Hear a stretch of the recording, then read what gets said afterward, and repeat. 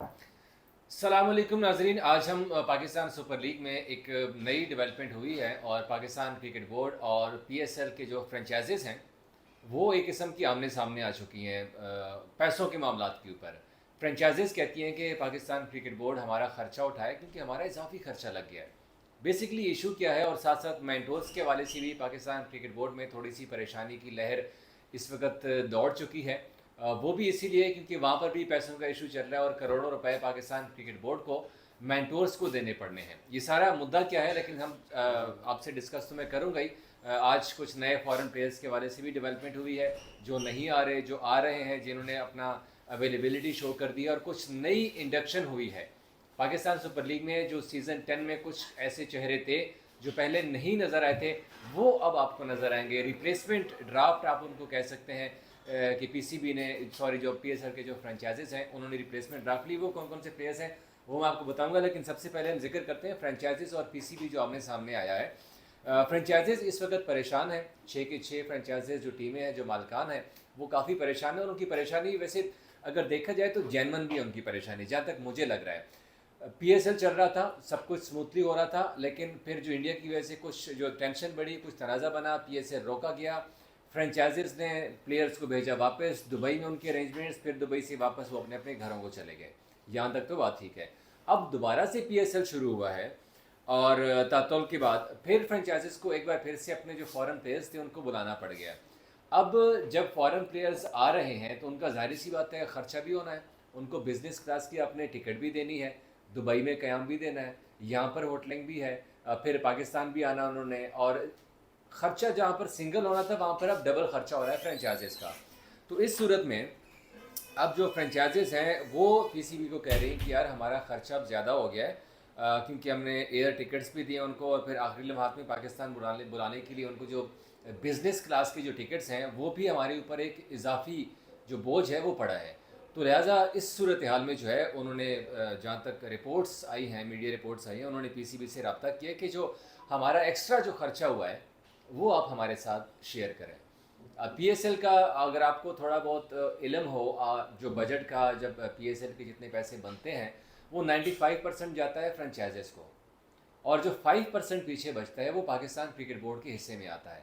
इसमें बहुत सारी चीज़ें ऐसी आती हैं, मतलब एक तो जो एडवर्टीज़मेंट से आता है, ब्रॉडकास्ट से आता है, मतलब डिफरेंट सोर्स हैं आपके जो मनी जनरेट करने के हैं, वो डिफरेंट तरीक़ों से आप अपना जो है पैसे बनाते हैं। और उसके बाद फिर जो एंड पे जब पैसे तकसीम होते हैं वो 95% जो है वो तमाम तरह से फ्रेंचाइजेस को जाता है, और उसके बाद 5% जो है वो पीसीबी को जाता है। ऐसे नहीं है कि पीएसएल की जितनी कमाई होती है वो सारी पीसीबी को जाती है और पीसीबी फिर फ्रेंचाइजेस को उसमें से देता है।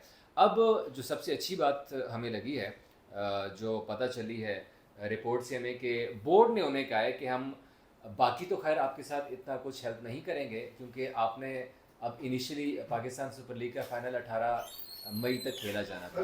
आपने जो टिकट्स बुक किए थे, एयर टिकट्स बुक किए थे, होटलिंग बुक की थी, बाकी गाड़ियाँ, जितना भी खर्चा था आपका वो आपने 18 मई तक किया हुआ था। अब बीच में आपके कोई एक हफ्ते से ज़्यादा हो गया है, तकरीबन 2 हफ्ते टच हो रहे हैं कि वहाँ पर आपके मैचेस नहीं हुए। अब आपके प्लेयर्स दोबारा हैं, आपको दोबारा से होटलिंग में अपने बुकिंग भी करनी पड़ गई कमरों की, आपकी ट्रैवलिंग के अखराजात भी हो गए, आपको वापस बुलाने भी पड़ गए, और रिप्लेसमेंट ड्राफ्ट भी होनी है जिसमें आपने नए प्लेयर्स भी लेने हैं।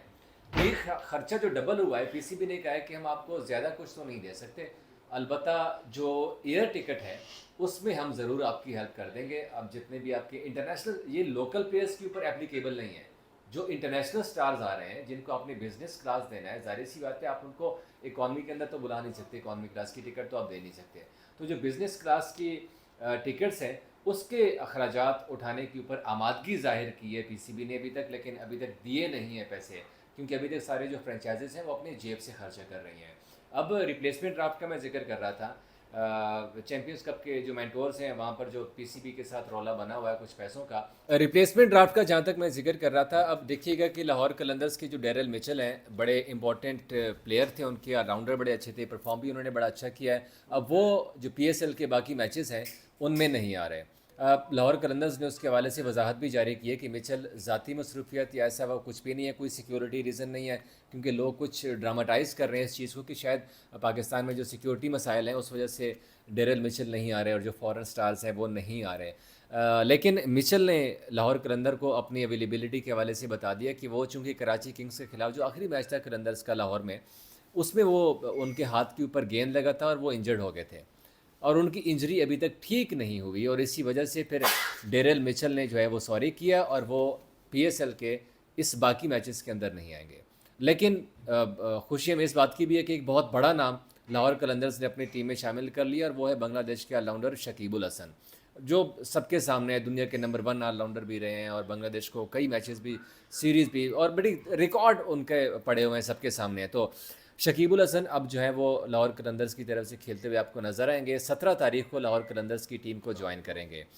दूसरी तरफ लाहौर कलंदर्स ने भानुका राजा पाक्से को जो है वो अपने स्क्वाड में शामिल कर लिया। वो भी 17 तारीख को अपना लाहौर कलंदर्स के स्क्वाड को ज्वाइन करेंगे और इस हवाले से लाहौर कलंदर्स बहुत जल्द ऐलान भी करेगी। दूसरी तरफ आपको बताया था हमने कि रस्सी वैंडर डसन हो गए, एलेक्स हेल्स हो गए, इस तरह के जो बड़े नाम हैं वो भी इस पीएसएल में आपको खेलते हुए नज़र आएंगे, क्योंकि एलेक्स हेल्स इस्लामाबाद यूनाइटेड की तरफ से, फिर रस्सी वैंडर डसन भी हैं, वो भी इस्लामाबाद यूनाइटेड की तरफ से आपको खेलते हुए आ रहे हैं। सिर्फ बहुत कम ऐसे प्लेयर्स हैं जो कि इस बार नहीं आ रहे, बाकी जितने भी इंटरनेशनल स्टार्स थे उन्होंने अपनी अवेलेबिलिटी ज़ाहिर कर दी है और वो इस पीएसएल के जो बाकी मैचेस हैं 8 मैचेस उसमें खेलते हुए नज़र आएंगे।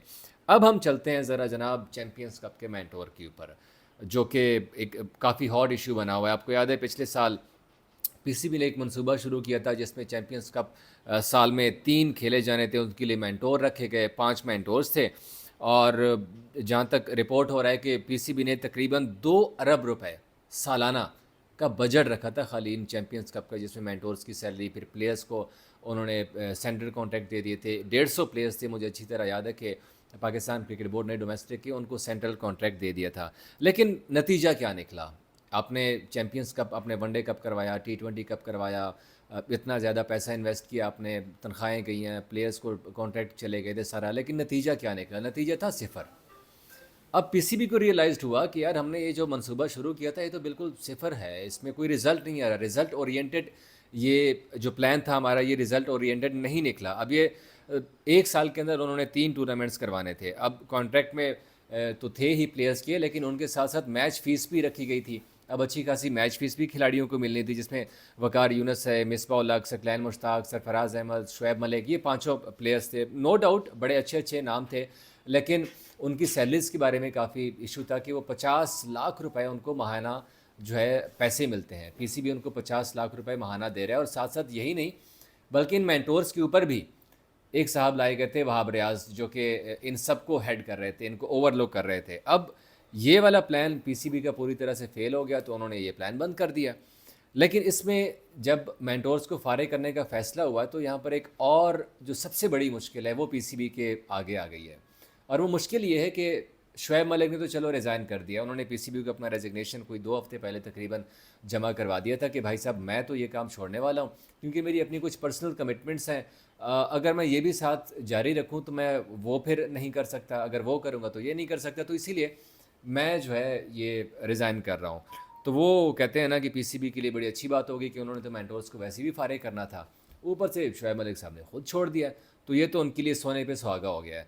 रही बाकी 4 मेंटोर्स की बात, अब अगर पीसीबी चाहता है कि चारों मेंटोर जो हैं वो खुद से इस्तीफ़ा दे दें, अब अगर वो इस्तीफ़ा नहीं देते तो इस सूरत में फिर पीसीबी को करोड़ों रुपए का नुकसान होना पड़ेगा, क्योंकि कॉन्ट्रैक्ट किया हुआ आपने मेंटोर्स के साथ, 3 साल का सॉरी 2 साल का आपने मंसूबा किया था, और अगर पीसीबी उन्हें बरतरफ करता है तो उस सूरत में आपको हर मेंटोर को 4-4 महीने की तनख्वाह देनी पड़ेगी।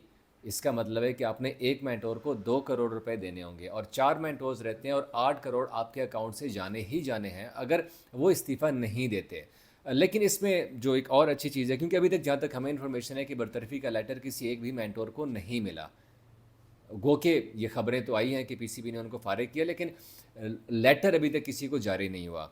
इसमें से जो 2 अच्छी चीज़ें हैं, अपना सरफराज अहमद और मिसबाह उल हक, उसके वाले से खबरें गर्दिश कर रही हैं कि उन दोनों को पीसीबी जो है वो कोई और रोल देना चाहता है। मुमकिन तौर के ऊपर सरफराज अहमद को जो है सिलेक्शन कमेटी के अंदर भी शामिल किया जा सकता है, मिसबा उलग को टेस्ट क्रिकेट टीम का हेड कोच बनाया जा सकता है, लेकिन इस हवाले से भी कंफर्म नहीं है। रही बात वकार यूनुस की और सकलैन मुश्ताक की, और इन दोनों के बारे में भी कंफर्म नहीं है, बल्कि मुझे याद है कि जो सकलैन मुश्ताक है वो तो जब अपना उनकी टीम चैम्पियंस कप जीती थी तो उनको तो 1 करोड़ रुपए का वैसे ही ऐलान कर दिया था पीसीबी ने। मतलब पीसीबी काफ़ी अच्छा खासा सीरियस था इस चीज़ के ऊपर, लेकिन अनफॉर्चुनेटली ये मनसूबा नहीं चल सका।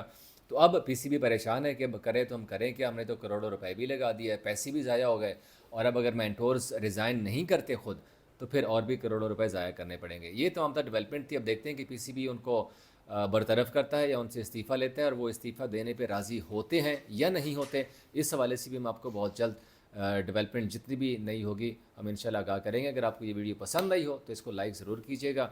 अगर नहीं भी पसंद आई है फिर भी आप कमेंट सेक्शन में हमें बताइएगा ताकि हम मज़ीद इसको इम्प्रूव कर सकें। Thank you.